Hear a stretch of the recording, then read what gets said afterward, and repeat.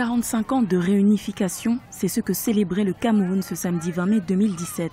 Le président Paul Biya a présidé le traditionnel défilé civil et militaire de l'unification du Cameroun au boulevard du 20 mai à Yaoundé, comme il en est de coutume depuis 1972 pour un chef de l'État camerounais. Une édition 2017 placée sous le thème « Armée et Nation » en parfaite synergie pour un Cameroun uni dans sa diversité, attaché aux idéaux de paix, de stabilité et de prospérité. Bien, la symbolique est toute simple, c'est que le concept de défense nationale au Cameroun est un concept de défense populaire. Et vous savez très bien que l'armée est une émanation de la nation et que cette armée ne travaille que pour la nation. Et nous avons donc au Cameroun une armée qui est tout à fait nationale et républicaine. Elle est nationale parce qu'on y retrouve toutes les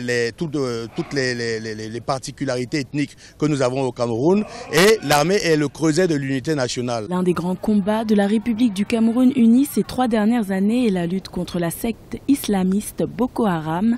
Les actions menées par l'armée camerounaise ont, selon le commandement militaire, sensiblement réduit la capacité de nuisance du groupe terroriste, mais il n'en reste pas moins que les djihadistes de Boko Haram continuent de mener des attentats kamikazes sur le sol camerounais.